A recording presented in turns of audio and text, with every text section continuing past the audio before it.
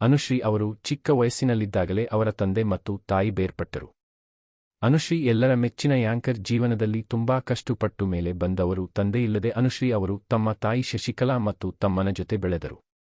ಅನುಶ್ರೀ ಅವರು ಅನೇಕ ಸಂದರ್ಶನಗಳಲ್ಲಿ ಹೇಳಿಕೊಂಡಿರುವಂತೆ ಅವರು ತಮ್ಮ ತಂದೆಯೊಂದಿಗೆ ಹೆಚ್ಚು ಸಂಪರ್ಕದಲ್ಲಿ ಇಲ್ಲ. ತಮ್ಮ ಜೀವನದ ಕಷ್ಟದ ದಿನಗಳಲ್ಲಿ ತಾಯಿಯೇ ತಮಗೆ ತಂದೆ ತಾಯಿ ಇಬ್ಬರ ಜವಾಬ್ದಾರಿಯನ್ನು ಹೊತ್ತು ಸಲಹಿದ್ದಾರೆ ಎಂದು ಅವರು ಹಲವು ಬಾರಿ ಭಾವುಕರಾಗಿ ಹಂಚಿಕೊಂಡಿದ್ದಾರೆ.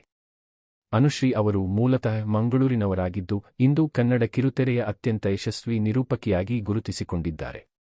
ಅನುಶ್ರೀ ಅವರ ಯಶಸ್ಸಿನ ಹಾದಿ ಅಷ್ಟು ಸುಲಭವಾಗಿರಲಿಲ್ಲ. ಮಂಗಳೂರಿನ ಮಧ್ಯಮ ವರ್ಗದ ಕುಟುಂಬದಿಂದ ಬಂದ ಇವರು ಸಾಕಷ್ಟು ಏಳುಬೀಳುಗಳನ್ನು ಕಂಡಿದ್ದಾರೆ.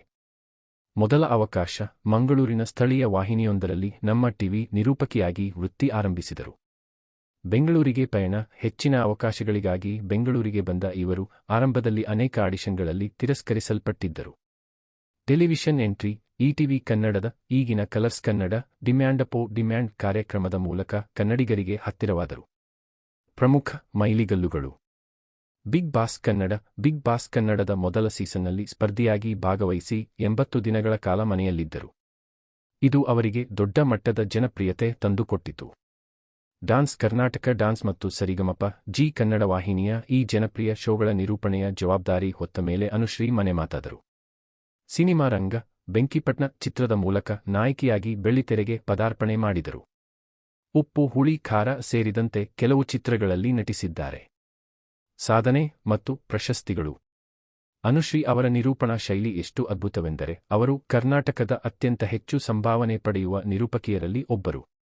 ಕರ್ನಾಟಕ ರಾಜ್ಯ ಚಲನಚಿತ್ರ ಪ್ರಶಸ್ತಿ, ಮುರಳಿ ಮೀಟ್ಸ್ ಮೀರಾ ಚಿತ್ರದ ಡಬ್ಬಿಂಗ್ಗಾಗಿ ಇವರಿಗೆ ಅತ್ಯುತ್ತಮ ಡಬ್ಬಿಂಗ್ ಕಲಾವಿದೆ ಪ್ರಶಸ್ತಿ ಸಂದಿದೆ.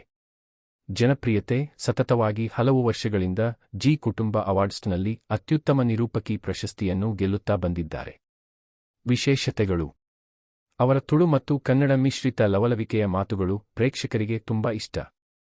ಕೇವಲ ಟಿವಿ ಮಾತ್ರವಲ್ಲದೆ ದೊಡ್ಡ ಮಟ್ಟದ ಸ್ಟೇಜ್ ಶೋಗಳು ಮತ್ತು ಸಿನಿಮಾ ಆಡಿಯೋ ಲಾಂಚ್ಗಳಿಗೂ ಅನುಶ್ರೀ ಅವರೇ ಮೊದಲ ಆಯ್ಕೆ. ಅವರು ತಮ್ಮ ಬದುಕಿನಲ್ಲಿ ಕಷ್ಟಗಳನ್ನು ಎದುರಿಸಿ ಬಡ ಕುಟುಂಬದಿಂದ ಬೆಳೆದು ಬಂದು ತಮ್ಮ ಕಠಿಣ ಪರಿಶ್ರಮ ಮತ್ತು ಪ್ರತಿಭೆಯಿಂದ ಇಂದು ಕನ್ನಡ ಮನರಂಜನಾ ಲೋಕದಲ್ಲಿ ಅತ್ಯುನ್ನತ ಸ್ಥಾನ ಗಳಿಸಿದ್ದಾರೆ. ಈಗ ಮದುವೆಯಾಗಿ ಹೊಸ ಜೀವನಕ್ಕೆ ಕಾಲಿಟ್ಟಿದ್ದಾರೆ. ಅವರ ಭವಿಷ್ಯವು ಚೆನ್ನಾಗಿರಲಿ ಎಂದು ಹಾರೈಸುತ್ತಾ ವಿಡಿಯೋವನ್ನು ತಪ್ಪದೇ ಲೈಕ್ ಮಾಡಿ, ಶೇರ್ ಮಾಡಿ. ಧನ್ಯವಾದಗಳು.